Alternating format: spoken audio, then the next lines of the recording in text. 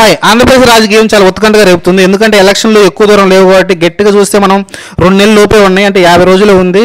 మరి ఈ లోపైతే పొత్తుల గురించి అయితే ఇప్పటికీ క్లారిటీ లేదు. మరి ఫైనల్ అయితే మన అమిత్ షా గారు పిలిచారని అయితే వార్తలు వస్తున్నాయి. చంద్రబాబు నాయుడు గారిని అలానే పవన్ కళ్యాణ్ ఇద్దరిని పిలిచినట్టయితే వార్తలు వస్తున్నాయి. మరి ఇప్పటికైనా పొత్తుల గురించి లెక్కలు తేలుతాయేమో చూడాలి.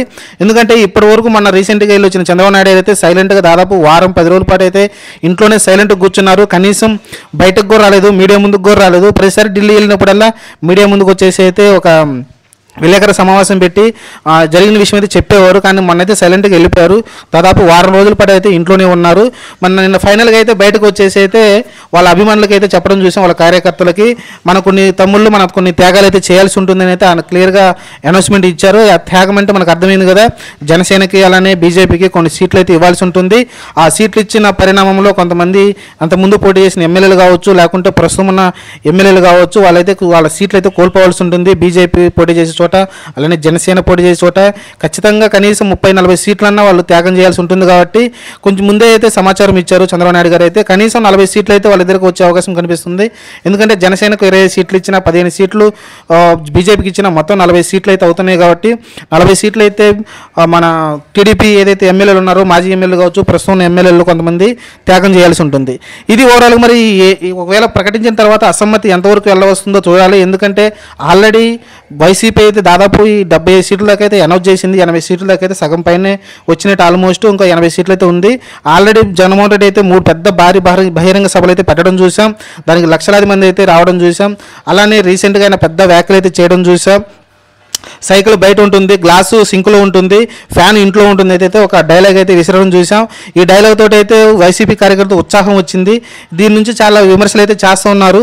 కాబట్టి ఓవరాల్గా అయితే జగన్మోహన్ రెడ్డి భారీ సభలతో అయితే దూసుకుపోతుంటే ఒక పక్కన పవన్ కళ్యాణ్, లోకేష్ అలానే చంద్రబాబు నాయుడు సైలెంట్గా కూర్చోవడం అనేది ఎవరికి అంతుపట్టని విషయంగా కనిపిస్తూ ఉంది. ఎందుకంటే మెయిన్ పొత్తుల గురించే, పొత్తులు ఎన్ని సీట్లు ఇస్తారనే దాని మీదనే లెక్క తెలపడంతో అయితే సైలెంట్గా ఉన్నారు.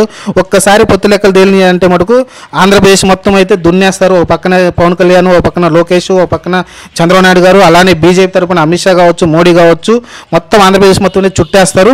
చూడాలి మరి ఫైనల్ సెటిల్మెంట్ అవుతుందో లేదో మరి రేపు వెళ్తే కలిసిన తర్వాత మనకైతే క్లారిటీ వస్తుంది.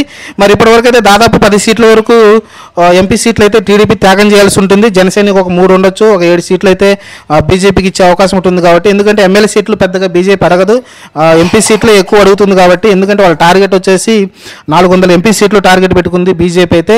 మరి అది రీచ్ అవ్వాలంటే ఖచ్చితంగా ప్రతి రాష్ట్రంలో కూడా కొంచెం ఎక్కువ సీట్లు అడగటం చూస్తున్నాం మనం అయితే. ఇది ఓవరాల్గా చూద్దాం. మరి ఫైనల్ సెటిల్మెంట్ కోసం మరి మన చంద్రబాబు నాయుడిని అలానే పవన్ కళ్యాణ్ ఇద్దరిని అయితే ఢిల్లీకి అయితే పెరగడం చూసాం. వాళ్ళు వెళ్ళిన తర్వాత అయితే ఫైనల్ డిసిషన్ వస్తుంది. ఎందుకంటే ఎలక్షన్లు చాలా దగ్గరలో ఉన్నాయి కాబట్టి దాదాపు 175 నియోజకవర్గాలు తిరగాలి. కాబట్టి ఎంత త్వరగా ఈ పొత్తుల గురించి క్లారిటీ వస్తే అంత మంచిది. చూద్దాం. మరి 20 సీట్లకు మరి జనసేన ఒప్పుకొని ముందుకెళ్తుందా?